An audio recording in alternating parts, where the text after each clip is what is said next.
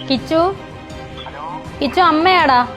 കുരുമന്ത്ര update കാത്തിരിക്കുന്നവർക്ക് വേണ്ടിയിട്ടുള്ള ഒരു സന്തോഷ വാർത്ത. നാളെ മുതൽ അടുത്ത 21 ദിവസം എല്ലാം പെട്ടെന്ന് എല്ലാ കാര്യവും നടക്കാൻ വേണ്ടിയിട്ട് നിങ്ങൾ പറഞ്ഞിട്ടുള്ള ലിസ്റ്റ് എൻ്റെ കയ്യിലുണ്ട്. റേക്കിയുടെ വിഷ് ബോക്സിലിട്ട് നിങ്ങൾക്ക് വേണ്ടി പ്രെയർ ചെയ്യാൻ ആരംഭിക്കാൻ പോവാണ്. പ്രാർത്ഥിക്കാം നിങ്ങൾക്ക് വേണ്ടിയിട്ട്. നമ്മൾ ഓരോ ദിവസവും ഇനി അടുത്ത 21 ദിവസം നിങ്ങൾക്ക് വേണ്ടിയിട്ടാണ് ഓരോ കാര്യം. Hello guys, welcome back. ഞാൻ വിപിത. നമ്മുടെ പുതിയൊരു വീഡിയോയിലേക്ക് എല്ലാവർക്കും സ്വാഗതം. ഇന്നത്തെ നമ്മുടെ വീഡിയോ രേണുസുതിയും കിച്ചുവും തമ്മിലുള്ള സോഷ്യൽ മീഡിയ തർക്കം നടന്നുകൊണ്ടിരിക്കുകയാണല്ലോ. കിച്ചു പറയുന്നത് ഇത്രയും നാൾ ഞാൻ സഹിച്ച വേദന ഞാനിപ്പോൾ തുറന്നു പറഞ്ഞു. ഇപ്പോൾ സോഷ്യൽ മീഡിയയിൽ മൊത്തത്തിൽ അതിനെ കുറിച്ചുള്ള ചോദ്യം പറച്ചിലും രേണുവിനെതിരെ കിട്ടിയ ആയുധമായിട്ട് പലരും കാണുന്നു. എന്നാൽ എന്നെ സംശയം അതല്ലേ, ഇത്രയും നാളായിട്ട് കിച്ചു തുറന്നു പറയാത്തൊരു സംഭവം എന്താണ് ഇപ്പോൾ തുറന്നു പറഞ്ഞുകൊണ്ടിരിക്കുന്നത്? സഖി കെട്ടിട്ടാണെന്ന് പറയുന്നു. ആ സമയത്ത് ആ ഒരു പീഡനങ്ങൾ അത്രത്തോളം അനുഭവിച്ചിട്ട് കിച്ചു തുറന്നു പറഞ്ഞിട്ടില്ല. കിച്ചു പറഞ്ഞിട്ടുണ്ട്, ഞാനൊരു മെൻ്റൽ ഡ്രാമയിലായിരുന്നു, എൻ്റെ അടുത്ത് ആരും ഒന്നും സംസാരിക്കില്ലായിരുന്നു, ഞാൻ ഒറ്റയ്ക്ക് ഇങ്ങനെ സിസ്റ്റത്തിൽ ഇങ്ങനെ കളിച്ചുകൊണ്ടിരിക്കുമായിരുന്നു എന്നൊക്കെ കിച്ചു പറഞ്ഞ് നമ്മൾ കേട്ടാണല്ലോ. ഇപ്പോൾ ആ സോഷ്യൽ മീഡിയയിൽ കിച്ചുവും രേണുവും തമ്മിലുള്ള ബന്ധം വളരെ സ്ട്രോങ് ആയിരുന്നു എന്ന് കാണിക്കത്തക്ക വണ്ണമുള്ള ഒരുപാട് വീഡിയോ ക്ലിപ്സ് ഓരോരുത്തരും ഇടുന്നുണ്ട്. അതിൽ കിച്ചുവിൻ്റെ പ്രതികരണം എത്രത്തിലായിരുന്നു. അതേപോലെ തന്നെ ഇവിടെ വന്ന് കിച്ചു ഇങ്ങനെയൊക്കെ വെട്ടി തുറന്ന് കുറേ വീട് നടക്കുന്ന കാര്യങ്ങളൊക്കെ പറഞ്ഞതിന് ശേഷം രേണുസുതി കരഞ്ഞു മൂങ്ങി നമ്മുടെ മുന്നിൽ എത്തിയിട്ടുണ്ടായിരുന്നു. അത് കഴിഞ്ഞ് ഇപ്പുറത്ത് സബ്സ്ക്രിപ്ഷൻ ചെയ്തിട്ടുണ്ടല്ലോ, സബ്സ്ക്രൈബ് ചെയ്തവർക്ക് വേണ്ടിയിട്ട് രേണുവിൻ്റെ എന്നത്തെയും പോലെയുള്ള ലീലാവിലാസങ്ങളോട് കൂടിയിട്ടുള്ള വീഡിയോസും ഫോട്ടോസും പോസ്റ്റിങ് രേണുവിനോട് കിച്ചു കാണിച്ചത് വൻ ചതിയാണെന്ന് പറഞ്ഞുകൊണ്ട് കുറച്ച് പേര്. അതേപോലെ തന്നെ കിച്ചുവിന് നക്കാപ്പിച്ച മാത്രമാണ് കൊടുത്തത്, ഈ നക്കാപ്പിച്ച നീ വാങ്ങിക്കേണ്ട ആവശ്യമുണ്ടോ, നിനക്ക് അതിൻ്റെ ആവശ്യമൊന്നുമില്ല എന്നൊക്കെ പറഞ്ഞ് കിച്ചുവിനെ സപ്പോർട്ട് ചെയ്തിട്ട് കുറേ പേര്. അങ്ങനെ പലതരത്തിലുള്ള ചർച്ചകൾ നടക്കുന്നു. സത്യം പറഞ്ഞാൽ രേണുവിൻ്റെ ഭാഗത്ത് തെറ്റുണ്ട് ഇല്ലെന്ന് പറയുന്നില്ല, കിച്ചുവിൻ്റെ ഭാഗത്തും തെറ്റില്ലേ, നിങ്ങളൊന്ന് ആലോചിച്ച് നോക്കി. എന്നാലും നമുക്ക് ആ ഒരു വീഡിയോ ഒന്ന് കാണാട്ടോ. കിച്ചു അമ്മയാടാ. കിച്ചുവായിട്ട് എന്തെങ്കിലും വിഷയമുണ്ടോ? കിച്ചുവിനെ പെട്ടെന്നാണ് രേണു വിളിക്കുന്നത്. ഒരു ഇൻ്റർവ്യൂവിൽ ഇരിക്കുന്ന സമയത്ത് രേണു പെട്ടെന്ന് കിച്ചുവിനെ വിളിക്കുന്നു. കിച്ചു ഭയങ്കര സ്നേഹത്തോടെ ഹലോ എന്ന് പറയുന്നു. അപ്പോൾ തന്നെ രേണു പറയുന്നുണ്ട് അമ്മയാടാ എന്ന് പറഞ്ഞ്. അതൊരു ഫോർമലാണ് അല്ലേ, ഫോർമാലിറ്റി ഫീൽ ചെയ്യുന്നില്ലേ? അമ്മയുടെ നമ്പർ സേവ് ചെയ്തിട്ടുണ്ട്, പിന്നെ അമ്മയാടാ എന്ന് പറയേണ്ട ഒരു പ്രത്യേക ഒരു ആവശ്യം അവിടെ ഇല്ല. അവിടെ തന്നെ ആ ഒരു ഡിസ്റ്റൻസ് നമുക്ക് മനസ്സിലാക്കാം. അമ്മയുടെ നമ്പർ സേവ് ചെയ്തിട്ടുണ്ടെങ്കിൽ അമ്മയെന്ന് മനസ്സിലാവില്ല, ആ പറ അമ്മ എന്നുകൊണ്ടായിരിക്കും തുടങ്ങുന്നത്. ഇത് അമ്മയാടാ എന്ന് പറഞ്ഞിട്ട് ഒരു വേറൊരാളെ പരിചയപ്പെടുത്തുന്ന പോലെ, അല്ലെങ്കിൽ ആദ്യമായിട്ട് അല്ലെങ്കിൽ അധികം മാനസികം അടുപ്പമില്ലാത്ത ഒരാളെ നമ്മൾ വിളിക്കുമ്പോൾ എങ്ങനെയാണോ ആ ഒരു ഇൻട്രൊഡക്ഷൻ കൊടുക്കുന്ന പോലെ തോന്നിയില്ലേ? എനിക്കങ്ങനെ തോന്നി. എന്തിന്? അവൻ എൻ്റെ മോനല്ലേ, അവനുമായിട്ട് എന്ത് വിഷയം? ഞങ്ങൾ തമ്മിൽ നല്ല ബോണ്ടാണ്, നല്ല രീതിയിൽ പോകുന്ന അമ്മ മകൻ. കാരണം എനിക്ക് നല്ല രീതിയിൽ പോകുന്ന അമ്മ മകൻ റിലേഷൻ എന്നൊക്കെ പറഞ്ഞ് അന്ന് നമ്മുടെ കണ്ണിൽ പൊടി ഇട്ടൊരു ഇടും. ഇന്നിപ്പോൾ പൊടിയിടാൻ വന്നിരിക്കുകയാണ്. സത്യം കിച്ചു പറയുന്നുണ്ട്. വീഡിയോ കോളിൽ ഇപ്പൊ കാണുന്ന അമ്മയില്ലേ രേണുസുതി, രേണുസുതി ആദ്യം അമ്മേനെ വീഡിയോ കോളിൽ കാണുന്ന ആ ടൈമിൽ ഭയങ്കരമായിട്ട് കമ്പനിയായി അമ്മയായിട്ട്, സൂപ്പറായിരുന്നു ആ ടൈമിൽ. അപ്പം ഇങ്ങനെ കോട്ടയത്ത് വന്ന് ആദ്യമൊക്കെ സെറ്റപ്പ്, പിന്നെ അങ്ങോട്ട് പോവാ എന്തൊക്കെയോ ഇതാന്ന് എന്തോ പറയണമെന്ന് എനിക്ക് കിച്ചു രേണുസുതിയൊക്കെ ആദ്യം, അതായത് കല്യാണ സമയത്ത് ഒരു കിച്ചുവിന് 11 വയസ്സ് പ്രായം മാത്രമുള്ള സമയത്താണ് രേണുസുതി കിച്ചുവിൻ്റെ ലൈഫിലേക്ക് വരുന്നത്, അമ്മയായിട്ട് വരുന്നത് കേട്ടോ.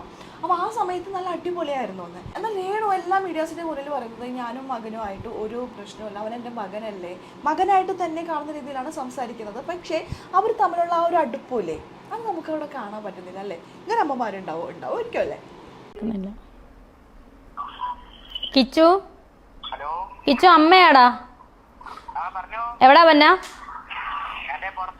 ആണോ? എടാ എനിക്കൊരു കാര്യം ചോദിക്കാനായിരുന്നു. എടാ എനിക്കൊരു വെബ് സീരീസ് കിട്ടി, അതിനകത്ത് കുറച്ച് നല്ല അടിപൊളി മോഡേൺ ഡ്രസ്സൊക്കെ ഇടുന്ന, കുഴപ്പമുണ്ടോ നിനക്ക്? ഓക്കേടാ, എനിക്കറിയാം നീ ഇതേ പറയത്തോളെന്ന് അറിയാം. ഓക്കേടാ ശരി, വീട്ടിലോട്ട് വാട്ടോ. ഓക്കെ. ഇതിൽ കിച്ചുവിനോട് രേണുസുതി പറയുന്നുണ്ട് അമ്മ കുറച്ച് മോഡേൺ ഡ്രസ്സൊക്കെ ആടായിടുന്നത്, കുഴപ്പമുണ്ടോ എന്ന് ചോദിക്കുമ്പോൾ അമ്മക്ക് ഇഷ്ടമാണെങ്കിൽ ഇട്ടോ. ഇതിൽ രണ്ടും ഉണ്ടാവും. ഇൻ്റർവ്യൂവിൻ്റെ ഇടയിലാണ് വിളിക്കുന്നത്, പ്ലാൻ ചെയ്തിട്ടൊന്നുമല്ല. കിച്ചുവിന് ഇത് അറിയില്ല. പെട്ടെന്ന് വിളിച്ച് ചോദിക്കുമ്പോൾ കിച്ചു അമ്മയ്ക്ക് ഇഷ്ടമുള്ളത് ചെയ്തോ എന്ന് പറയുന്നു. അതിൽ അസ്വാഭാവികമായിട്ട് നമുക്കൊന്നും തോന്നുന്നില്ലല്ലേ? രേണു എപ്പോഴും ചോദിക്കാറുള്ള പോലെ ഉള്ളൊരു ഫീല് തോന്നുന്നില്ലേ? അല്ലാന്നുണ്ടെങ്കിൽ ആദ്യമായിട്ടാണ് കിച്ചുവിനോട് രേണു ഇങ്ങനെ ഒരു ചോദിക്കുന്നുണ്ടെങ്കിൽ കിച്ചു എന്താ ഇപ്പൊ ഇങ്ങനെ ചോദിക്കുന്നേ എന്നുള്ളൊരു ചോദ്യം കിച്ചുവിന്റെ ഭാഗത്ത് നിന്ന് വരാം ആ കോളില്. പക്ഷെ കിച്ചുവിന് നമുക്ക് ഇഷ്ടമുള്ളത് ഇട്ടോന്ന്. അതുമല്ലെങ്കിൽ ഒരുപക്ഷെ കിച്ചുവിന് തോന്നുന്നുണ്ടാവാ അമ്മ എങ്ങനെ വേണമെങ്കിൽ നടന്നോ എനിക്കിപ്പോ എന്താ എന്നുള്ള രീതിയിലും ആയിരിക്കാം. മാനസികമായിട്ട് ഒരു അടുപ്പം ഇല്ലാത്തത് കൊണ്ടായിരിക്കാം. അപ്പം ഒരു ദിവസം അച്ഛൻ വന്നിട്ട് പറഞ്ഞു നാളെ ഷൂട്ടുണ്ട്, ഒരു ഫ്ലവേഴ്സിൻ്റെ പ്രോഗ്രാം ഉണ്ട്, നീ വരണ്ട, അച്ഛനങ്ങ് പൊക്കോളാം. അമ്മയ്ക്ക് അതും ഇതൊക്കെ ഓരോ പ്രശ്നങ്ങളായിരുന്നു. എന്നെ കൊണ്ടുപോകുന്നത് ഷൂട്ടിന്, ഞങ്ങൾ രണ്ടുപേരും പോകുന്നത്, അതൊന്നും അമ്മയ്ക്ക് അങ്ങനെ വലിയൊരു താല്പര്യമില്ലാത്ത സംഭവമൊക്കെ ആയിരുന്നു. അതിൻ്റെ ഇടയിൽ അടിക്കുണ്ടായിട്ടുണ്ട്. എന്തോ ആർക്കും എന്നെ അങ്ങോട്ട് ഇഷ്ടമല്ലായിരുന്നു. അങ്ങനെ ഒരു 11 വയസ്സുള്ളപ്പോൾ കിച്ചുവിൻ്റെ ജീവിതത്തിലേക്ക് അമ്മയായി കയറി വന്ന രേണു സുധി പൊന്നു പോലെയാണ് ഇപ്പോഴും വരെ നോക്കുന്നത്. കിച്ചു ചോദിക്കുന്ന പൈസകളൊക്കെ കൊടുക്കുന്നുണ്ട്, പൊന്നു പോലെ നോക്കുന്നു എന്നൊക്കെ വാദോരാതെ രേണു സുധീനെ വാല് പിടിച്ച് നടക്കുന്നവരൊക്കെ പറയുന്നു. പക്ഷേ കിച്ചു വന്ന് തൻ്റെ കാറിലിരുന്നുകൊണ്ട് സ്വന്തമായിട്ട് ഒറ്റയ്ക്ക് കിച്ചു വന്നിരുന്ന് പറയാണ് ഇങ്ങനെയൊക്കെയാണ് ലൈഫിൽ നടന്നത്, എനിക്ക് ഇതൊക്കെ നല്ല ഓർമ്മയുണ്ട് എന്ന് പറഞ്ഞ് എണ്ണി ഓരോ കാര്യങ്ങൾ പറയുന്നു. നമ്മളിതാരും പറയുന്നത് വിശ്വസിക്കും? ഇരയാക്കപ്പെട്ടവൻ അല്ലെങ്കിൽ ഇതൊക്കെ അനുഭവിച്ചവൻ പറയുന്നതല്ലേ നമ്മൾ വിശ്വസിക്കുന്നത്. പക്ഷെ രേണു സുധി ആണെങ്കിൽ ഇപ്പോൾ തെളിവ് സഹിതം പുറത്തോട്ടിരിക്കുകയാണ് കിച്ചുവിന് എത്രമാത്രം പൈസയാണ് അയച്ചു കൊടുക്കുന്നതെന്നുള്ളത്. 500, 200, 100 ഇതൊക്കെയാണ് ഒരു മകൻ അയച്ചു കൊടുക്കുന്നത്. രേണുവിൻ്റെ ഇപ്പോഴത്തെ ഒരു ഇത് വെച്ചിട്ട് ശരിയാണ്, ഷോർട്ട് ഫിലിമിലൊക്കെ 10, 15 ആയിരിക്കും രേണു മേടിക്കുന്നത്, ചെറിയ ഇതൊക്കെ ആയിരിക്കും വാങ്ങിക്കുക. പക്ഷെ ഒരു ഇനോഗ്രേഷന് പോകുമ്പോൾ എത്രത്തോളം കിട്ടും എന്നൊക്കെ നമുക്ക് നല്ലപോലെ അറിയാം. ലക്ഷങ്ങൾക്കൊന്നും ഒരു കണക്കില്ല. രേണുവിനെ പോലെ ഇത്രത്തോളം തിളങ്ങി നിൽക്കുന്ന ഒരു സെലിബ്രിറ്റിക്ക് എത്ര കിട്ടുമെന്ന് നമുക്ക് ഏകദേശം അറിയാം. നിങ്ങൾ വിചാരിക്കുന്നത് 1 ലക്ഷം 2 ലക്ഷം ഒന്നും ആയിരിക്കില്ല കേട്ടോ ഒരു ഇനോഗ്രേഷന് പോകുമ്പോൾ ഇവർക്ക് കിട്ടുന്നത്. അഖിൽമാരാർ പണ്ട് ഒരു ഇൻ്റർവ്യൂവിൽ പറഞ്ഞിട്ടുണ്ട്, അഖിൽ ഒരു ഇൻ്റർവ്യൂവിൽ പോയിട്ടുണ്ടെങ്കിൽ ഒരു ഇനോഗ്രേഷൻ പോയി 5 ലക്ഷം രൂപയാണ് മേടിക്കുന്നത് ഒരെണ്ണത്തിന് പോയിട്ടുണ്ടെങ്കിൽ. അതുപോലെ റോബിൻ പറഞ്ഞിട്ടുണ്ട്. അങ്ങനെ ഓരോരുത്തർ അവരുടെ നിലവിലുള്ള റേഞ്ചൊക്കെ മാറ്റി കൂട്ടിയിട്ടുള്ളൂ. അപ്പോൾ ഇത്രത്തോളം ഇനോഗ്രേഷനുള്ള രേണുവിന് ഒരു മാസം എത്ര രൂപ കിട്ടുന്നുണ്ടാകും? ഒരു മാസം മിനിമം, ഞാൻ പറയാം, ഒരു മാസം മിനിമം 5 ലക്ഷത്തിന് മുകളിൽ ഒരു ഇനോഗ്രേഷന് കിട്ടുന്നുണ്ടാവാം. അതുപോലെ രേണു പൈസ കുറച്ചിട്ടാണ് മേടിക്കുന്നുണ്ടെങ്കിൽ പോലും 2, 3 ലക്ഷം മിനിമം ഒരു ഇനോഗ്രേഷന് കിട്ടുന്നുണ്ട്. രേണുവിനാണെങ്കിൽ മറ്റാരേക്കാളും വർക്ക് ഉണ്ടെന്ന് രേണു തന്നെ പറയുന്നത്. ഇപ്പോൾ നോക്കിയാലും വർക്ക് തന്നെയാണ് എപ്പോഴും ഇനോഗ്രേഷനും. പിന്നെ നാട്ടിലൊന്നുമല്ല, പുറത്താണ്, എല്ലാം എബ്രോഡാണ് രേണുവിന് ഇനോഗ്രേഷൻസും വർക്കുകളും കാര്യങ്ങളൊക്കെ കിട്ടുന്നത്. പിന്നെ കൂടാതെ സബ്സ്ക്രിപ്ഷൻസ് ഒരു ദിവസം കൊണ്ട് രേണുവിന് കിട്ടിയിരിക്കുന്നത് 1-2 ലക്ഷമാണ് ഒരു ദിവസം കൊണ്ട് കേട്ടോ കിട്ടിയിരിക്കുന്നത്. അപ്പോൾ ഇത് മാസം അപ്പോൾ എത്ര ലക്ഷമാണ് മാസം രേണുവിൻ്റെ കയ്യിലേക്ക് വന്നുകൊണ്ടിരിക്കുന്നത്. അതിൽ നിന്നും ഒരു മകന് കൊടുക്കുന്ന, അവൻ ചോദിക്കുമ്പോൾ അവന് കൊടുക്കുന്നത് 200, 100, 500ഒക്കെയാണ്. അതിൻ്റെ സ്ക്രീൻഷോട്ട് ഞാൻ സൈഡിൽ വെക്കാം. രേണു തന്നെയാണ് ഇത് പുറത്ത് വിട്ടിരിക്കുന്നത്. അല്ലാതെ രേണുവിൻ്റെ ഫോണിൽ നിന്നും രേണു ട്രാൻസ്ഫർ ചെയ്ത് കൊടുക്കുന്ന പൈസ എങ്ങനെ പുറത്തേക്ക് വരും? രേണു തെളിയിക്കാൻ വേണ്ടി രേണു അയച്ചു കൊടുത്തായിരിക്കും എല്ലാവർക്കും, അല്ലേ? പിന്നെന്താ കിച്ചു ഇവിടുന്ന് മാറാനുള്ള സാഹചര്യം എന്തായിരുന്നു? വീട്ടിൽ നിന്ന് മാറാനുള്ള സാഹചര്യം പഠിക്കാനായിട്ട് പഠിക്കണം. അവർ ചോദിക്കുന്നുണ്ട് കിച്ചു എന്താണ് ഇവിടുന്ന് പെട്ടെന്ന് മാറാനുള്ള സാഹചര്യം, അതായത് കോട്ടയത്ത് നിന്ന് കൊല്ലത്തേക്ക് പോകാനുള്ള സാഹചര്യം. കിച്ചു ആണ് എടുത്ത് ചാടിക്കയറി പറയുന്നത് ഞാൻ പഠിക്കാൻ വേണ്ടിയിട്ടാണത്, അവിടെ ഹോസ്റ്റലിൽ നിൽക്കണ്ട, അവിടെ അച്ഛൻ്റെ വീടുണ്ടല്ലോ എന്ന് രേണു പറയുന്നു. പക്ഷെ അന്ന് ആ കാറി വന്നിട്ട് കിച്ചു എന്താ പറഞ്ഞത്? എനിക്ക് സഹിക്കാൻ പറ്റുന്നുണ്ടായിരുന്നില്ല, അതുകൊണ്ട് ഞാൻ ഇറങ്ങിപ്പോയതാണ്. ഞാൻ അവിടെ രാത്രി പണിക്ക് പോകുന്ന സമയത്ത് വല്യമ്മ വീഡിയോ കോൾ ചെയ്ത് ഞാൻ അവിടെ നിന്ന് റബ്ബർ വെട്ടുന്നത് കണ്ടപ്പോൾ സങ്കടം കൊണ്ട് നീ ഇങ്ങോട്ട് പോര് എന്ന് പറഞ്ഞിട്ട് എന്നെ വിളിച്ചതാണ് എന്നൊക്കെയാണ് പറഞ്ഞത് ഇപ്പോൾ. പക്ഷെ അന്ന് കിച്ചു എടുത്ത് പറഞ്ഞത് എന്താ? കിച്ചുവിന് എന്തുകൊണ്ടൊന്ന് നേരത്തെ പറഞ്ഞുകൂടായിരുന്നു? ആര് വിലക്കി? നല്ല വിദ്യാഭ്യാസം വേണമല്ലോ, അപ്പൊ അവിടെയാണ് കോളേജ്. അങ്ങനെ പിന്നെ അവിടെ അച്ഛന്റെ വീടും ഉണ്ടല്ലോ, പിന്നെ വേറെ ഹോസ്റ്റലിൽ നിൽക്കേണ്ട കാര്യമില്ല. അച്ഛന്റെ വീട്ടിൽ നിന്നാണല്ലേ പഠിക്കുന്നത്. അപ്പം ഇവിടെ ആ സമയത്ത് രണ്ടുപേരും ചുമക്കുന്നുണ്ട്. നമ്മൾ പറയുന്നത് നുണയാണെങ്കിൽ അല്ലെങ്കിൽ നമ്മൾ പറയുന്നത് എന്തെങ്കിലുമൊക്കെ ഒരു മിസ്റ്റേക്ക് നമുക്കും ഫീൽ ചെയ്ത് നമ്മൾ പെർഫെക്റ്റ് ആയിട്ട് നുണ പറഞ്ഞില്ല എന്ന് നമുക്ക് തോന്നുകയാണെങ്കിൽ നമ്മൾ അത് ബേസിക്കലി ചില മനുഷ്യന്മാരുടെ കയ്യിൽ ഉണ്ടാകുന്നത്. ഇപ്പം ഇത് നുണയാണ് പറഞ്ഞതെന്നുള്ളത് വ്യക്തമാണ്. അതുകൊണ്ട് രണ്ടുപേരും അവിടെ നിന്ന് ചുമക്കുന്നുണ്ട്. അതിനുവേണ്ടി മാറിയതിനെയാണ് എല്ലാവരും ഈ തരത്തില് വ്യാഖ്യാനിച്ചതല്ലേ, ഇറക്കി വിട്ടു. ഇത്രയും മനോഹരമായ വീട് അവന്റെയും അവന്റെ അനിയന്റെയും വീടാണ്. അതറിയണോ, അത് കിച്ചുവിൻ്റെയും ഋതപ്പൻ്റെയും വീടാണ്. അതിന് വേറെ അവകാശികളില്ല. കാരണം ഇത് സുധി എന്ന് പറഞ്ഞൊരു വ്യക്തി ഉണ്ടാക്കിയതല്ല, ആളുടെ വിയോഗത്തെ തുടർന്ന് എല്ലാവരും കൂടി ഉണ്ടാക്കി കൊടുത്ത വീടാണ്. അപ്പോൾ അതിന് അവകാശികൾ രണ്ടുപേരും മാത്രമേ ഉള്ളൂ. അതിപ്പോൾ നാളെ ആരെന്തൊക്കെ പറഞ്ഞു വന്നാലും ഇവർ രണ്ടുപേർക്കും തുല്യ അവകാശമാണ്. അവനെ ആരും ഇറക്കി വിടാനേ വിടുന്നത്? ആരും ഇറക്കി വിടത്തില്ല. എന്റെ മനുഷ്യരെ, നിങ്ങൾ എന്തൊക്കെയാണ് പറയുന്നത്? സുധിച്ചേട്ടൻ മരിച്ചു കിടന്നപ്പോ ഞാൻ 5 സ്റ്റാർ ഹോട്ടലിൽ പോയി കഴിച്ചെന്നോ? നിങ്ങൾക്ക് നാണമാകുന്നില്ല? നിങ്ങൾ എന്തൊക്കെയാ പറയുന്നേ? കിച്ചു നമ്മളാരും പറഞ്ഞിട്ടില്ല 5 സ്റ്റാറിൽ പോയി ഭക്ഷണം കഴിച്ചത്. കിച്ചു ലൈവിൽ അന്ന് പറഞ്ഞതാണ്. 5 സ്റ്റാർ ഹോട്ടലിലായിരുന്നു അന്ന് സുധി എന്ന് പറഞ്ഞ ഒരു വ്യക്തി മരിച്ചു കിടന്നപ്പോൾ 5 സ്റ്റാർ ഹോട്ടലിലായിരുന്നിട്ടാണ് എല്ലാവരും ഭക്ഷണം കഴിച്ചത്, പള്ളിക്കാരും അളിയനും ഒക്കെ. അതിനകത്ത് രേണു ഉണ്ടായിരുന്നു എന്ന് പറഞ്ഞിട്ടില്ല. കഴിച്ചു എന്ന് പറഞ്ഞപ്പോൾ തെറ്റിദ്ധരിക്കപ്പെട്ടതാണ്. രേണു അല്ലായിരുന്നു അവിടെ. അതാരും പറഞ്ഞിട്ടൊന്നുമില്ല. ഇവള് തന്നെയാണ്, രേണു സുധി തന്നെയാണ് ഇത് ഉണ്ടാക്കി പറയുന്നത്. നമ്മളാരും പറഞ്ഞിട്ടില്ല 5 സ്റ്റാർ ഹോട്ടലിൽ ഇത് ഭക്ഷണം കഴിച്ചെന്ന്. കൂടെ ഉണ്ടായിരുന്നവർ കഴിച്ചെന്നാണ് കിച്ചും പറഞ്ഞിരിക്കുന്നത്, നമ്മളും പറഞ്ഞിരിക്കുന്നത്. ചേട്ടൻ മരിച്ചു കിടന്ന അതിൻ്റെ ആ അടക്കുന്നതിൻ്റെ അന്ന് വൈകിട്ട് പോലും ഞാൻ കിച്ചു എന്തോ എനിക്ക് ഫുഡ് തന്നപ്പോഴാണ് ഞാൻ ഇച്ചിരി വെള്ളം ഇറക്കുന്നത് കഴിക്കുന്നത്. ഒരു പൊറോട്ട എന്താ മേടിച്ചു തന്നപ്പോൾ മനസ്സിലായോ? അന്നത്തെ ദിവസം ആ അറിഞ്ഞപ്പോൾ തൊട്ട് ഞാൻ പച്ചവെള്ളം ഞാൻ കുടിച്ചിട്ടില്ല, കാപ്പി പോലും കുടിച്ചിട്ടില്ല.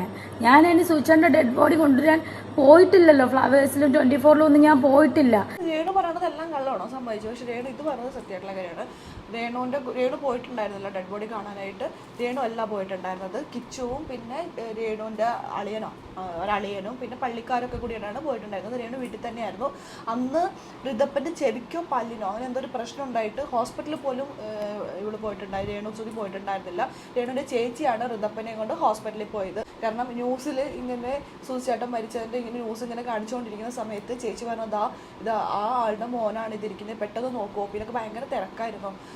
അപ്പോൾ ഹോസ്പിറ്റലിൽ ഭയങ്കര തിരക്കായിരുന്നു. അപ്പോൾ ഇങ്ങനെ TV കാണിച്ചിട്ട് ഈ ആളുടെ മകനാണിത്, നിങ്ങൾ പെട്ടെന്ന് നോക്കുന്നു. എനിക്കൊരു പല്ലിനെ ചെവിക്കും അങ്ങനെ എന്തോ ഒരു വേദന പ്രശ്നമൊക്കെ വന്നിട്ട് ഭയങ്കര പ്രശ്നമായിരുന്നു. അപ്പോൾ ആരും ഉണ്ടായിരുന്നില്ല. അപ്പോൾ രേണുവിൻ്റെ ചേച്ചിയാണ് ഹോസ്പിറ്റലിലേക്ക് കൊണ്ടുപോയത്. രേണു വീട്ടിൽ നിന്ന് പുറത്തിറങ്ങിയിട്ടില്ല. കിച്ചു പറഞ്ഞതിലുള്ള വ്യക്തത കുറവാണ്. പക്ഷേ കിച്ചുവിന് പ്രത്യേകിച്ച് സംസാരിക്കാനൊക്കെ ഒരു മറ്റുള്ള കൂട്ടത്തിലാണ്, ഇൻട്രോവേർട്ടാണ്, ആൾക്ക് സംസാരിക്കാൻ അറിയാത്തതുകൊണ്ടായി. അതാ പുള്ളി തന്നെ പറയുന്നുണ്ട്. അതിപ്പോൾ രേണുവിൻ്റെ തലയിലേക്കാണ് വന്നിരിക്കുന്നത് എന്ന് കരുതിക്കൊണ്ട് രേണുവിനെ ഞാൻ ന്യായീകരിക്കുന്നതല്ല. ഇവിടെ വന്ന് കരഞ്ഞു മെഴുകിയിട്ട് പിന്നെ നമുക്ക് കാണാം.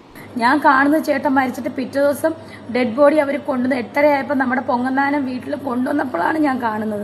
നിങ്ങൾ അറിയാത്ത കാര്യം സംസാരിക്കരുതേ. ഞാൻ അവിടെ തളർന്നു കിടക്കുമായിരുന്നു. ഞാൻ പോയിട്ടില്ല സൂചിച്ചേട്ടനെ ഡെഡ് ബോഡി കൊണ്ടുവരാൻ. നിങ്ങൾ ആരോട് വേണ്ട ചോദിച്ചു. നിങ്ങൾ എന്തിനാണ് ഈ കള്ളത്തരം പറയുന്നത്?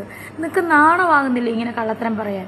ഇവിടെ വന്ന് കരഞ്ഞു മെഴുകിയിട്ട് രാത്രി സബ്സ്ക്രൈബ് ചെയ്തവർക്ക് വേണ്ടിയുള്ള രേണുവിൻ്റെ വീഡിയോ ആണ് കേട്ടോ. മോർണിംഗ് ഉമ്മ, have A nice day, take care.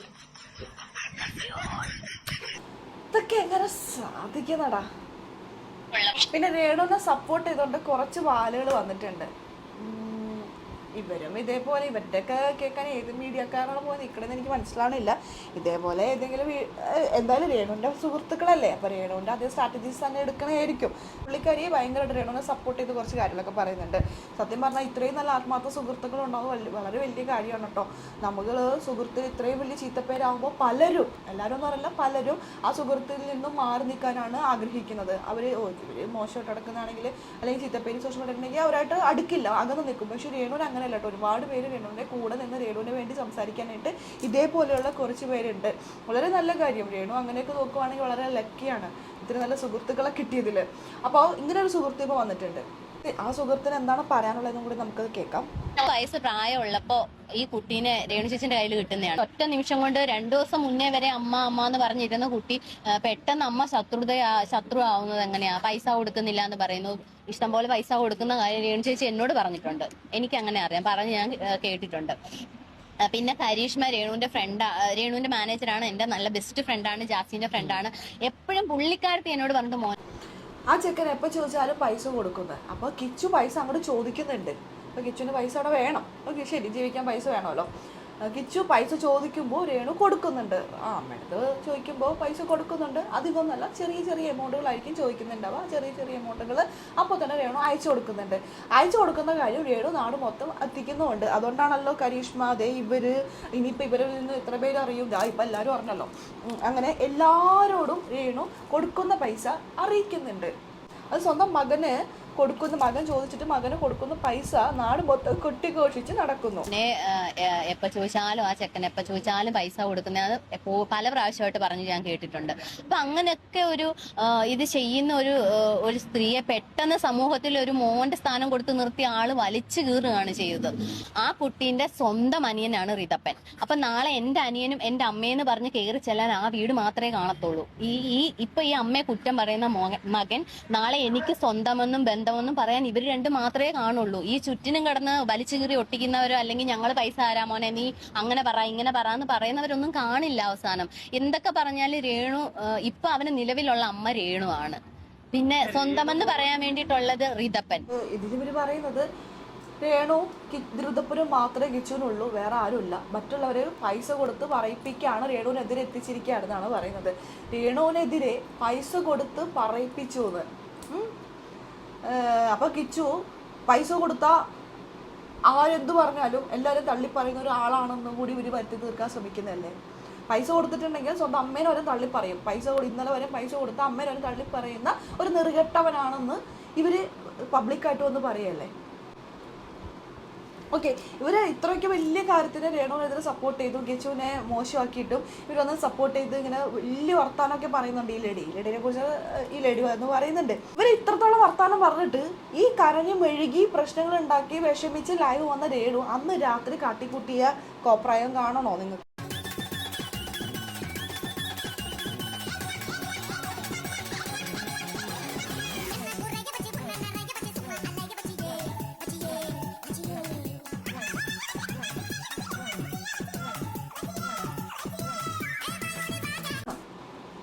ഒരു റീലാണ്. ഇത്രയും മാനസികമായി വിഷമിച്ച് നിൽക്കുന്ന ഒരാള് മകൻ ഇങ്ങനെ ലൈവിൽ വന്ന് ഇത്രയൊക്കെ പറഞ്ഞു. എന്താണോ അവനിങ്ങനെ പറയുന്നത് അറിയില്ല. മിനിഞ്ഞാന്ന് വരെ എന്നെ പൈസയും വാങ്ങിച്ചുകൊണ്ട് പോയവനാണ്, ഇന്ന് വന്ന് എന്നെ തെറ്റിച്ചു. നാട് മൊത്തം സോഷ്യൽ മീഡിയ മൊത്തം വലിച്ചു കീറുന്നു, എനിക്ക് ഫേസ്ബുക്ക് തുറക്കാൻ പറ്റുന്നില്ല, ഇൻസ്റ്റാഗ്രാം തുറക്കാൻ പറ്റില്ല എന്ന് പറഞ്ഞ് ലൈവ് വന്ന് കരഞ്ഞൊരു പെണ്ണാണ് കേട്ടോ. രാത്രി ഡാൻസും പാട്ടും കൂത്തുമായിട്ട് ഒരു റീലെടുക്കുക, അതിനൊക്കെ പറ്റുന്നൊരു മാനസികാവസ്ഥ. ശരിക്കും രേണു എപ്പോഴും പറയാറുള്ള രേണു ഫയർ അല്ലടാ, എന്താണ് ഫ്ലവർ അല്ലടാ, ഫയർ ആണെന്ന് പറയില്ലേ, സത്യം.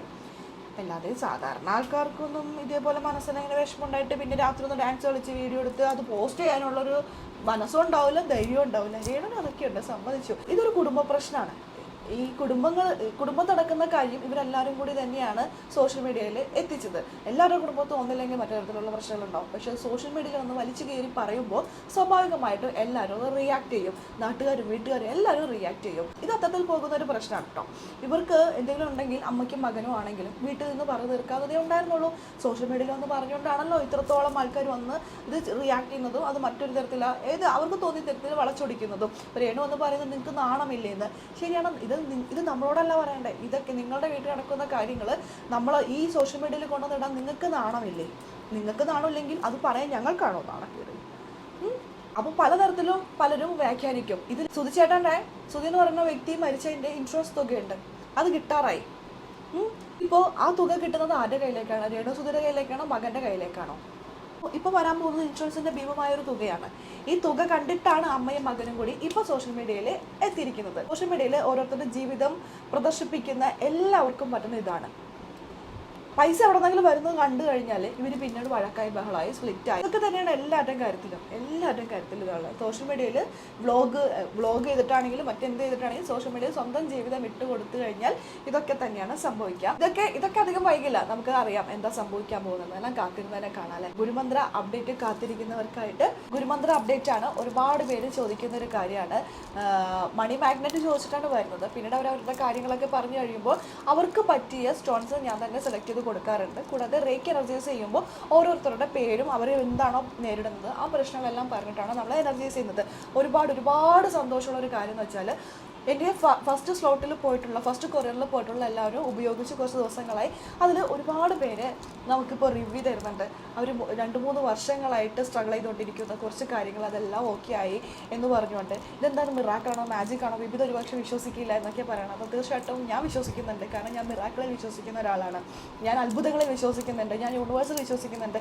അതുകൊണ്ട് തന്നെ നിങ്ങളുടെ ജീവിതത്തിൽ ഇപ്പോൾ ഗുരുമന്ത്രയിൽ നിന്ന് വാങ്ങിയ ഓരോ പ്രോഡക്റ്റും യൂസ് ചെയ്തിട്ട് നിങ്ങളുടെ ജീവിതത്തിൽ എത്തിയിരിക്കുന്ന ഓരോ മാറ്റങ്ങളും നിങ്ങൾ എന്നോട് ഷെയർ ചെയ്യുമ്പോൾ തീർച്ചയായിട്ടും അതും ഒരു അത്ഭുതകരമായി തന്നെ ഞാൻ വിശ്വസിക്കുന്നു.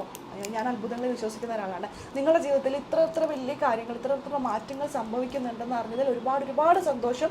ഒരുപാട് പേര് വോയിസ് ആയിട്ടാണ് ഇടുന്നത്, ഒരുപാട് പേര് മെസ്സേജ് ടൈപ്പ് ചെയ്തിട്ടാണ് അയക്കുന്നത്. അവരുടെയൊക്കെ പെർമിഷനോട് കൂടിയിട്ട് ഒരു ദിവസം ഞാനിതെല്ലാം വീഡിയോയിൽ ഉൾപ്പെടുത്താം. ഇപ്പോൾ എനിക്ക് പേഴ്സണലായിട്ട് അവരുടെ അനുഭവങ്ങൾ ഷെയർ ചെയ്തതല്ലേ, അപ്പോൾ അത് ഞാനിവിടെ വീഡിയോയിൽ ഇടുന്നത് ശരിയല്ലല്ലോ. ഒരുപാട് പേര് എന്നോട് വന്ന് പറയുകയാണ് വിപിത ഇപ്പോൾ ജീവിതത്തിലുണ്ടായ മാറ്റങ്ങൾ എന്താണ്, എന്ത് അത്ഭുതമാണ് ഇതിനകത്തുള്ളതെന്ന്. അതാണ് റേക്കി എനർജൈസിങ്ങിൻ്റെ ഒരു പ്രത്യേകത. ഈ ഒരു സ്റ്റോൺ ഉണ്ടല്ലോ, റേക്കി എനർജൈസ് ചെയ്തിട്ടാണ് ഞാൻ നിങ്ങളുടെ കയ്യിലേക്ക് ഒരു പ്രോഡക്റ്റ് എത്തിക്കുന്നത്. റേക്കി എനർജൈസിങ് ചുമ്മാ ഒരാൾക്ക് ചെയ്യാൻ പറ്റുന്ന ഒരു കാര്യമല്ല, ഇത് എനർജൈസ് ചെയ്യുന്ന സമയത്ത് നമുക്ക് എല്ലാവർക്കും ഒരു എനർജി ഉണ്ടല്ലോ, അതേപോലെ തന്നെ ഈ ഒരു സ്റ്റോണിന് ഒരു എനർജി ഉണ്ട്. നമ്മുടെ എനർജിയും സ്റ്റോണിൻ്റെ എനർജിയും കൂടി നമ്മുടെ ആവശ്യങ്ങളെല്ലാം പറഞ്ഞ് റേക്കി എനർജൈസ് ചെയ്യുക. അതായത് റേക്കി യൂണിവേഴ്സിൽ നിന്നുള്ളൊരു പവർ ഇതിനകത്തേക്ക് കൊടുത്തിട്ടാണ് നിങ്ങളുടെ കയ്യിലേക്ക് ഈ ഓരോ പ്രോഡക്റ്റ് എത്തിക്കുന്നത്. അതുകൊണ്ട് തന്നെ നിങ്ങളുടെ കൈകളിൽ ഈ ഒരു പ്രോഡക്റ്റ് കിട്ടിക്കഴിഞ്ഞാൽ നിങ്ങൾക്ക് നല്ല രീതിയിൽ മാറ്റം ഉണ്ടാകും. ഇത് കയ്യിൽ കിട്ടുമ്പോൾ തന്നെ നല്ലൊരു വൈബ്രേഷൻ ഫീൽ നിങ്ങൾക്ക് കിട്ടും. കൂടാതെ നിങ്ങളിത് ധരിച്ചു കഴിഞ്ഞിട്ടുണ്ടെങ്കിൽ ഒരു 2-3 ദിവസത്തിനുള്ളിൽ തന്നെ വലിയ മാറ്റങ്ങൾ നിങ്ങളുടെ ജീവിതത്തിൽ സംഭവിക്കും. പക്ഷേ എനിക്ക് എല്ലാവരോടും ഒരു കാര്യം പറയാനുള്ളത്, നിങ്ങളിതൊരു പരീക്ഷണ വസ്തുവായിട്ട് ഒരിക്കലും ഗുരുമന്ത്രയിലെ പ്രോഡക്റ്റിനെ കാണരുത്. പരീക്ഷണം ചെയ്ത് നോക്കട്ടെ എന്നുള്ളൊരു ഉദ്ദേശത്തിൽ നിങ്ങൾ ആരും വരരുത്. പൂർണ്ണമായും വിശ്വസിച്ചിട്ട് മാത്രം വരിക. വിശ്വസിച്ച് നിങ്ങളിത് ചെയ്യുകയാണെങ്കിൽ തീർച്ചയായിട്ടും നിങ്ങളുടെ ലൈഫിൽ നല്ല മാറ്റങ്ങൾ ഉണ്ടാവും. അത്ര ഫീഡ്ബാക്കിലാണ് 1 by 1 ആയിട്ട് എനിക്കിപ്പോൾ ഓരോ ദിവസവും വന്നുകൊണ്ടിരിക്കുന്നത്. അവരുടെയൊക്കെ സന്തോഷത്തിൽ എനിക്കും മനസ്സറിഞ്ഞ് ഭയങ്കര സന്തോഷമുണ്ട്. നിങ്ങളുടെ ജീവിതത്തിൽ ഇങ്ങനെ മാറ്റങ്ങളൊക്കെ സംഭവിക്കുന്നു, അല്ലെങ്കിൽ നിങ്ങൾ ആഗ്രഹിച്ച കാര്യങ്ങളൊക്കെ നടക്കുന്നു. നിങ്ങൾ എന്ത് വിഷമിച്ചിട്ടാണ് എൻ്റെ അടുത്ത് വന്നത്, വിപിത എനിക്ക് ഇങ്ങനെയാണ്, എൻ്റെ കുഞ്ഞിന്, എൻ്റെ മോൾക്ക്, അല്ലെങ്കിൽ എൻ്റെ മകന്, എൻ്റെ ഭർത്താവിന്, ഇങ്ങനെയൊക്കെ പറഞ്ഞ് വിഷമിച്ചിട്ടാണ് പലരും എനിക്ക് മെസ്സേജ് അയച്ചിട്ടുള്ളത് സ്റ്റാർട്ടിങ്ങിൽ. അപ്പോൾ ഞാൻ അവർക്ക് ഓരോ സ്റ്റോൺ സജസ്റ്റ് ചെയ്യും, നിങ്ങളിത് ചെയ്യും, നമുക്കിത് റേക്കി ചെയ്യാം. ഇതേപോലെ ഓരോരുത്തരുടെ പേരും അവരുടെ ആവശ്യം പറഞ്ഞ് ഇതേപോലെ നോട്ട് ചെയ്ത് വെച്ച് അവർക്ക് ഓരോരുത്തരുടെ കാര്യം പറഞ്ഞിട്ട് നമ്മൾ ഇതുപോലെ എനർജൈസ് ചെയ്ത് ഓരോ സ്റ്റോൺസും എനർജൈസ് ചെയ്ത് അവരുടെ കൈകളിലേക്ക് എത്തി അവർ യൂസ് ചെയ്ത് 2-3 ദിവസത്തിനുള്ളിൽ തന്നെ അവർക്ക് റിസൾട്ട് കിട്ടുമെന്ന് പറയുമ്പോൾ പലർക്കും ആഗ്രഹം ഉണ്ടാവുമായിരിക്കാം ഇത് ഗുരുമന്ത്രയിൽ നിന്ന് മേടിക്കണമെന്ന്. പക്ഷേ ഗുരുമന്ത്രയിൽ നിന്ന് ഓരോ പ്രോഡക്റ്റ് നിങ്ങൾ മേടിക്കണമെങ്കിൽ ആ പ്രശ്നങ്ങൾ സോൾവ് ആവണം എന്ന് യൂണിവേഴ്സ് തീരുമാനിച്ചിട്ടുള്ള ആൾക്ക് മാത്രമേ ഈ ഒരു പ്രോഡക്റ്റ് നിങ്ങളുടെ കയ്യിലേക്ക് എത്തുള്ളൂ. കാരണം ഇത് വെറുതെ പൈസ കൊടുത്താൽ മാത്രം കിട്ടുന്ന ഒരു പ്രോഡക്റ്റ് അല്ല. പൈസ കൊടുത്താൽ നമുക്ക് ഇങ്ങനെ ഒരു പ്രോഡക്റ്റ് എവിടെ നിന്ന് വേണമെങ്കിൽ, ഏത് പേജിൽ നിന്നും, ഏത് സൈറ്റിൽ നിന്നും നമുക്ക് കിട്ടും. പക്ഷേ റേക്കി എനർജൈസ് ചെയ്തിട്ട് ആ ഒരു പവറുള്ള ഈ ഒരു ബ്രേസ്ലെറ്റ് നിങ്ങൾക്ക് കിട്ടണമെങ്കിൽ അത് ഈ ജന്മത്തിൽ നിങ്ങളുടെ പ്രോബ്ലം സോൾവ് ആവേണ്ട സമയമായി എന്ന് യൂണിവേഴ്സ് തീരുമാനിച്ചിട്ടുള്ള ആൾക്കാരുടെ കയ്യിലേക്ക് മാത്രമേ ഈ ഒരു പ്രോഡക്റ്റ് എത്തുള്ളൂ. അവർക്ക് മാത്രമേ ഗുരുമന്ത്രയെ കോൺടാക്ട് ചെയ്യാൻ തോന്നുള്ളൂ. ബാക്കിയുള്ളവർക്ക് ഒരുപക്ഷെ പൂജിച്ച് കളയുമായിരിക്കാം, അല്ലെങ്കിൽ എന്തെങ്കിലുമൊക്കെ പറഞ്ഞു കളയായിരിക്കാം, എന്തുകൊണ്ടും പറഞ്ഞോളൂ. പക്ഷേ ഇത് കിട്ടിയിട്ടുള്ള ഓരോരുത്തരുടെ ഫീഡ്ബാക്ക് ഉണ്ടല്ലോ, അത്രത്തോളം നമുക്ക് വാല്യുബിൾ ആണ്. വീണ്ടും അവർ അവരുടെ കുടുംബത്തിലുള്ള ഓരോരുത്തർക്ക് വേണ്ടി വീണ്ടും ഇത് അവർ നമ്മളിൽ നിന്ന് വാങ്ങിക്കുകയാണ്. അവരുടെ ജോബ് സെക്യൂർഡായി, ചിലർക്ക് ജോലി കിട്ടി, ജോലി ഇൻ്റർവ്യൂവിന് പോണേക്ക് മുമ്പ് പറഞ്ഞിട്ട് പോകും ഇതോ ഒന്ന് ശരിയാക്കി തരണം കേട്ടോ. നിങ്ങളുടെ കയ്യിൽ ഈ ഒരു പ്രോഡക്റ്റ് ഇല്ലേ, നിങ്ങൾ ഇനി ആരും പേടിക്കേണ്ട, നിങ്ങൾ ധൈര്യമായിട്ട് മുന്നോട്ട് പോയിക്കോ, നിങ്ങൾക്ക് ജോലി കിട്ടും. 2-3 പേര് കേട്ടോ ജോലിക്ക് വേണ്ടിയിട്ടാണ് കഴിഞ്ഞ 2 ആഴ്ച മുമ്പ് ഫസ്റ്റ് എന്നോട് പറഞ്ഞു ജോലിയൊന്നും ആയില്ല എന്ന്. പക്ഷെ അതിൽ 5 പേർക്കും ജോലി കിട്ടി. എൻ്റെ അടുത്തൊന്ന് ജോലിക്ക് വേണ്ടിയിട്ട് സിട്രിനാണ് അവർ വാങ്ങിയിട്ടുണ്ടായിരുന്നത്, അവർക്ക് ജോലി കിട്ടി. അങ്ങനെ ഒരുപാട് ഒരു സിട്രിൻ എന്ന് പറഞ്ഞിട്ടുള്ള സ്റ്റോണൊക്കെ തീർന്നു നമ്മുടെ കയ്യിൽ. അപ്പം അങ്ങനെ എല്ലാവർക്കും നല്ല അനുഭവങ്ങൾ പറയുന്നുണ്ട്. ഞാൻ ഒരിക്കൽ കൂടി പറയുന്നു, റേക്കി എനർജൈസ് ചെയ്തിട്ട്, നോർമൽ എനർജൈസിങ് അല്ല. നോർമൽ എനർജൈസിങ് നിങ്ങൾക്ക് ഏത് സൈറ്റിൽ വേണമെങ്കിലും കിട്ടും, ഏത് പേജിൽ നിന്ന് കിട്ടും. പക്ഷേ ഇത് റേക്കി എനർജൈസ് ചെയ്തിട്ടാണ് ഞങ്ങൾ നിങ്ങളുടെ കയ്യിലേക്ക് എത്തിക്കുന്നത്. അത്രയ്ക്ക് പരിശുദ്ധമായിട്ടാണ് ഓരോ പ്രോഡക്റ്റും ചെയ്യുന്നത്. നമുക്കൊരു വൈബ്രേഷൻ കയ്യിൽ കിട്ടും, അതുവരെ നമ്മളിത് ചെയ്യും. നിങ്ങളുടെ പ്രശ്നങ്ങൾ, നിങ്ങളുടെ എന്തൊക്കെയാണോ അതെല്ലാം സോൾവ് ആവണം, അല്ലെങ്കിൽ നിങ്ങൾ ആഗ്രഹിച്ച കാര്യം നടക്കണം എന്നുള്ളത് എനർജൈസ് ചെയ്തിട്ടാണ് ഈ ഒരു പ്രോഡക്റ്റ് നിങ്ങളുടെ കയ്യിലേക്ക് എത്തിക്കുന്നത്. ഇപ്പം ഞാനിത് അമത്തിസ്റ്റ് പിടിച്ചുകൊണ്ടിരിക്കുന്നത് എന്താണെന്ന് വെച്ചിട്ടുണ്ടെങ്കിൽ, ഒരുപാട് പേര് പറഞ്ഞൊരു കാര്യമാണ് ഉറക്കക്കുറവ്. പിന്നെ ചിലരൊക്കെ അഡിക്റ്റ് ആയിരിക്കും, സ്മോക്കിങ്, ഡ്രിങ്ക്സ്, പലരൊക്കെ അഡിക്റ്റ് ആയിട്ടുള്ളവരൊക്കെ ഉണ്ട്, ഫോൺ, TV അങ്ങനെയൊക്കെ.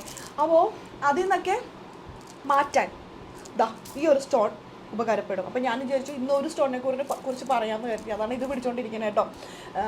അമത്തിസ്റ്റാണ്. അപ്പോൾ ഈ ഒരു നമുക്ക് എന്താ സ്മോക്കിങ്ങോ അല്ലെങ്കിൽ മറ്റേ ഡ്രിങ്ക്സോ ഇതൊക്കെ കഴിക്കുന്നവർ, അഡിക്റ്റ് ആയിട്ടുള്ളവരുണ്ടാവും. ഒരു മനസ്സുകൊണ്ട് അവർക്ക് ഇതൊക്കെ നിർത്തണം എന്നൊക്കെ ആഗ്രഹം ഉണ്ടാവും, പക്ഷെ അവർക്ക് നിർത്താൻ പറ്റില്ല. അപ്പോൾ പക്ഷെ അവർക്ക് അത് നിർത്താനുള്ള ഒരു ഉള്ളിൽ നിന്നൊരു തോന്നൽ വരും, നിർത്തണമെന്ന്. അവർ തന്നെ, നമ്മൾ തന്നെ തീരുമാനിച്ചാൽ അതൊക്കെ നിൽക്കുള്ളൂ, അത് വേറെ കാര്യം. ആ തീരുമാനത്തിലേക്ക് നമ്മളെ എത്തിക്കും ഈ സ്റ്റോൺ. ആരും സംശയിക്കാതെ നടക്കുമെന്ന് പൂർണ്ണമായും വിശ്വസിച്ച് ഈ സാധനങ്ങൾ ഓരോന്നും നിങ്ങൾ മേടിച്ചോളൂ, ഓരോ സ്റ്റോൺസ്. അതിന് വേണ്ടിയിട്ട് ഈ കാണുന്ന വാട്സപ്പ് നമ്പറിൽ ജസ്റ്റ് എനിക്കൊരു മെസ്സേജ് അയച്ചാൽ മതി. നിങ്ങളുടെ പ്രശ്നം എന്നോട് ലൈറ്റായിട്ട് കംപ്ലീറ്റ് ആയിട്ടൊന്നും പറയണമെന്നൊന്നുമില്ല, ലൈറ്റായിട്ടൊന്ന് പറഞ്ഞാൽ മതി. നമുക്ക് കാര്യം മനസ്സിലായിട്ടുണ്ടെങ്കിൽ അതിനനുസരിച്ചുള്ള സ്റ്റോൺ നിങ്ങൾക്ക് ഞാൻ തരാം. എനർജൈസ് ചെയ്തിട്ട്, റേക്കി എനർജൈസ് ചെയ്തിട്ട് ഞാൻ നിങ്ങൾക്ക് തരാം. നമ്മൾ എങ്ങനെ ചെയ്യണമെന്ന് വെച്ചിട്ടുണ്ടെങ്കിൽ തലേ ദിവസം നിങ്ങളിപ്പോൾ എനിക്ക് ഓർഡർ ചെയ്തിട്ടുണ്ടെങ്കിൽ ഇന്ന് ഓർഡർ ചെയ്ത് കഴിഞ്ഞാൽ ഇന്ന് രാത്രി ഞാനതെല്ലാം എനർജൈസ് ചെയ്യും. അത് ഞാൻ തന്നെ ചെയ്യുന്നത്. എനർജൈസ് ചെയ്ത് ഞങ്ങളുടെ മെഡിറ്റേഷൻ റൂമിൽ ഗുരുക്കന്മാരുടെ മുന്നിൽ ഒരു ദിവസം മുഴുവനും വെക്കും. അത് കഴിഞ്ഞ് നെക്സ്റ്റ് ഡേ മോർണിംഗ് അതിരാവിലെയാണ് റേക്കി എനർജൈസ് ചെയ്യുന്നത്. അതെൻ്റെ ഹസ്ബൻഡാണ് ചെയ്യുന്നത്. റേക്കി എനർജൈസ് ചെയ്യുന്നു. വെറുതെ ഒരാൾക്ക് റേക്കി എനർജൈസ് ചെയ്യാൻ പറ്റില്ല.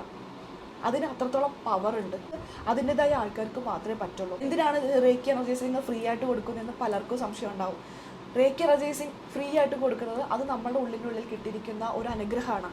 അത് മറ്റൊരാൾക്ക് കൊടുത്തിട്ടുണ്ടെങ്കിൽ, അവരുടെ കാര്യങ്ങൾ ഭംഗിയായി നടന്നിട്ടുണ്ടെങ്കിൽ, അവരുടെ പ്രാർത്ഥന, അവരുടെ സന്തോഷം അത് നമുക്ക് അനുഗ്രഹമായിട്ട് വരും. റേക്കിയെ വിശ്വസിക്കുന്ന അല്ലെങ്കിൽ റേക്കിയുടെ പരമഗുരുവായ ഡോക്ടർ മിക്കാവു ഉസുയി അതൊക്കെ തന്നെയാണ് പറഞ്ഞിട്ടുള്ളത്. ദാനം ചെയ്യുക, മറ്റുള്ളവരെ സഹായിക്കുക, അത് നമുക്ക് വരും ജന്മത്തിൽ നമുക്ക് നല്ലതേ വരുത്തത്തുള്ളൂ. അത് വിശ്വസിക്കുന്ന ഒരാളാണ് ഞാനും എൻ്റെ കുടുംബവും. പരീക്ഷണമായിട്ട് നിങ്ങൾ ഒരിക്കലും ഗുരുമന്ത്രിൽ നിന്ന് ഓരോ പ്രോഡക്റ്റ് നിങ്ങൾ സമീപിക്കരുത്. നടക്കും, പൂർണ്ണമായിട്ടും നടക്കുമെന്ന് 100% വിശ്വസിച്ചുകൊണ്ട് നിങ്ങൾ ഈ ഒരു പ്രോഡക്റ്റ് വാങ്ങിക്കുക. തീർച്ചയായിട്ടും നിങ്ങളുടെ കാര്യങ്ങളെല്ലാം ഭംഗിയായി നടക്കും. ഓരോ ദിവസങ്ങളും എൻ്റെ ഫോണിൽ വരുന്ന ഓരോ മെസ്സേജുകൾ അതിന് സാക്ഷിയാണ്. ഓരോ മെസ്സേജുകളും എത്ര പേരാണെന്നറിയോ നമ്മളോട് പറയുന്നത്. വിവിധ എന്താ മിറാക്കിളാണോ എന്ന് ചോദിക്കുന്നത്. മിറാക്കിൾ വിശ്വസിക്കും നിങ്ങൾ, മിറാക്കിൾ തന്നെ നിങ്ങളുടെ ലൈഫിൽ സംഭവിക്കും. അത് ഗ്യാരണ്ടിയാണ്. അപ്പോൾ പ്രോഡക്റ്റ് വേണ്ടവർ ഈ കാണുന്ന വാട്സാപ്പ് നമ്പറിൽ മെസ്സേജ് അയക്കാം. നമുക്ക് എന്ത് വേണമെന്ന് സംസാരിച്ച് തീരുമാനിക്കാം. എന്തൊക്കെ പ്രോഡക്റ്റാണോ നിങ്ങൾക്ക് തരാൻ പറ്റുക എന്നുള്ളത് നോക്കിയിട്ട് നമുക്ക് മേടിക്കാം. ഒരു സന്തോഷ വാർത്ത, ഒരുപാട് പേര് നമ്മുടെ നിന്ന് ഓരോ പ്രോഡക്റ്റ് വാങ്ങിയിട്ടുണ്ടല്ലോ. അപ്പോൾ അവർക്കെല്ലാവർക്കും വേണ്ടിയിട്ട് നമ്മൾ നാളെ മുതൽ അടുത്ത 21 ദിവസം നിങ്ങളുടെ ഓരോ ആവശ്യങ്ങളും ഭംഗിയായിട്ട് ഇനി ഇതിലും കൂടുതൽ ഭംഗിയായിട്ട് എല്ലാം പെട്ടെന്ന് എല്ലാ കാര്യവും നടക്കാൻ വേണ്ടിയിട്ട് നിങ്ങളുടെ ഓരോ പേരും നിങ്ങൾ ഓരോരുത്തരും പറഞ്ഞിട്ടുള്ള ഓരോ ലിസ്റ്റ് ഞങ്ങളുടെ കയ്യിലുണ്ട്. ഗുരുമന്ത്രിയിൽ നിന്ന് വാങ്ങിയിട്ടുള്ള ഓരോരുത്തരുടെയും ആവശ്യങ്ങൾ പറഞ്ഞിട്ടുള്ള ലിസ്റ്റ് എൻ്റെ കയ്യിലുണ്ട്. ഇത് ഞാൻ ഇതേപോലെ ഒരുപാടുണ്ട്. ഇതെല്ലാം നമ്മൾ വിഷ് ബോക്സിൽ വെച്ചിട്ട് ഇതെല്ലാം നമ്മൾ വിഷ് ബോക്സിലിട്ട് റേക്കിയുടെ വിഷ് ബോക്സിലിട്ട് നിങ്ങൾക്ക് വേണ്ടി പ്രെയർ ചെയ്യാൻ ആരംഭിക്കാൻ പോവാണ്. നാളെ മുതലാണ് അത് ആരംഭിക്കുന്നത് കേട്ടോ. അടുത്ത 21 ദിവസമാണ് അത് ചെയ്യുക. അപ്പോൾ നിങ്ങൾക്ക് എന്തെങ്കിലുമൊക്കെ ആവശ്യങ്ങൾ നേടിയെടുക്കാൻ ഉണ്ടെങ്കിൽ, അതായത് നമ്മുടെ നിന്ന് ഇതുവരെ പ്രോഡക്റ്റ് മേടിച്ചിട്ടുള്ള ഓരോ കസ്റ്റമറോടാണ് ഞാൻ പറയുന്നത്. നിങ്ങൾക്കിപ്പോൾ എന്തെങ്കിലും ആവശ്യങ്ങൾ ഇനി പുതിയതായിട്ടുണ്ടെങ്കിൽ നിങ്ങൾ ആത്മാർത്ഥമായിട്ട് ആഗ്രഹിച്ച് പ്രാർത്ഥിക്കുക. നിങ്ങൾക്ക് വേണ്ടിയിട്ട് നമ്മൾ ഓരോ ദിവസവും ഇനി അടുത്ത 21 ദിവസം നിങ്ങൾക്ക് വേണ്ടിയിട്ടാണ് ഓരോ കാര്യങ്ങൾ ചെയ്യുന്നത്. നിങ്ങൾ എന്നോട് പറഞ്ഞിട്ടുള്ള കാര്യങ്ങൾ ഇതൊക്കെയാണ്. ഇത് ഞാൻ നോട്ട് ചെയ്ത് വെച്ചിട്ടുണ്ട്. അപ്പോൾ ഇത് ഓരോ സ്ലിപ്പും ഇട്ട് റേക്കി ബോക്സിൽ ഇട്ടിട്ട് നിങ്ങൾക്ക് വേണ്ടിയിട്ട് നമ്മൾ പ്രെയർ ചെയ്യും. അടുത്ത 21 ദിവസമാണ്. അപ്പോൾ ഇനി ആർക്കെങ്കിലും എന്തെങ്കിലുമൊക്കെ പുതിയതായിട്ടൊക്കെ ആഗ്രഹങ്ങളൊക്കെ ഉണ്ടാവുമല്ലോ, മനുഷ്യരല്ലേ. അപ്പോൾ എന്തെങ്കിലുമൊക്കെ നേടിയെടുക്കാനുണ്ടെങ്കിൽ വരുന്ന ദിവസങ്ങളിൽ വളരെ ഭക്തിപൂർവ്വം നിൽക്കുക. കുറച്ച് രാവിലെ തന്നെ കുളിച്ച് ശുദ്ധിയായി ദൈവത്തോട് അല്ലെങ്കിൽ പ്രകൃതിയോട്, യൂണിവേഴ്സിനോട് പറയുക, ഇതാണ് എൻ്റെ ആവശ്യം എന്ന് പറയുക. നമ്മളിവിടെ അതിന് വേണ്ടിയിട്ട് ചെയ്യുന്നുണ്ട്. അടുത്ത 21 ദിവസമാണ്. നാളെ മുതലാണ് തുടങ്ങുന്നത്. ഏപ്രിൽ 21 വരെ നമ്മൾ വെജാണ്, പ്യുവർ വെജായിട്ടായിരിക്കും നമ്മൾ ഓരോന്ന് ചെയ്യുന്നത്. അപ്പോൾ നിങ്ങൾക്ക് പറ്റുന്നുണ്ടെങ്കിൽ വെജ് കഴിക്കാം. അതല്ലാന്നുണ്ടെങ്കിൽ ഫ്രൈഡേ, വെള്ളിയാഴ്ച ദിവസം അല്ലെങ്കിൽ ചൊവ്വാഴ്ച ദിവസമൊക്കെ പ്യുവർ വെജാകാം. നോണൊക്കെ ഒന്ന് മാറ്റി വെച്ച് നിങ്ങളുടെ ആഗ്രഹം ഇതാണെന്ന് യൂണിവേഴ്സിനോട് പറഞ്ഞ് നിൽക്കുക. നിങ്ങൾക്ക് വേണ്ടി ഞങ്ങളിവിടെ പ്രെയർ ചെയ്യുന്നുണ്ട്. മെഡിറ്റേഷൻ ടൈമിൽ നമ്മളിത് ചെയ്യുന്നുണ്ട്. അപ്പോൾ നിങ്ങളും കൂടി ഒന്ന് സഹകരിക്കുക. നമ്മുടെ നിന്ന് പ്രൊഡക്റ്റ് വാങ്ങിച്ചിട്ടുള്ള ഓരോരുത്തരോടാണ് കേട്ടോ പറയുന്നത്. അപ്പോൾ നിങ്ങളും കൂടി ഒന്ന് സഹകരിക്കുക. നിങ്ങൾക്ക് ആഗ്രഹം യൂണിവേഴ്സിനോട് പറഞ്ഞതിന് ശേഷം നിങ്ങൾ ഒരു ദിവസം വെജ്, 21 ദിവസം വെജ് കഴിക്കാൻ പറ്റുന്നവരാണെങ്കിൽ അത്രയും നല്ലത്. വെജ് കഴിച്ച് പ്രാർത്ഥിക്കുക. യൂണിവേഴ്സിനോട് പറയണം കേട്ടോ ഇന്ന കാര്യങ്ങളൊക്കെയാണ്. ബാക്കിയെല്ലാം നമ്മളിവിടെ ചെയ്യും. ഗുരുമന്ത്രിയിൽ നിന്നും പ്രോഡക്റ്റ് വാങ്ങിയിട്ടുള്ള ഓരോരുത്തരും അടുത്ത 21 ദിവസം നന്നായിട്ട് പ്രാർത്ഥിക്കുക, നല്ല അടിപൊളിയായിട്ടിരിക്കുക, ഹാപ്പി ആയിട്ടിരിക്കുക. നിങ്ങളുടെ ലൈഫിൽ അത്ഭുതങ്ങൾ സംഭവിക്കുന്നത് നിങ്ങൾ അനുഭവിച്ചറിയാം.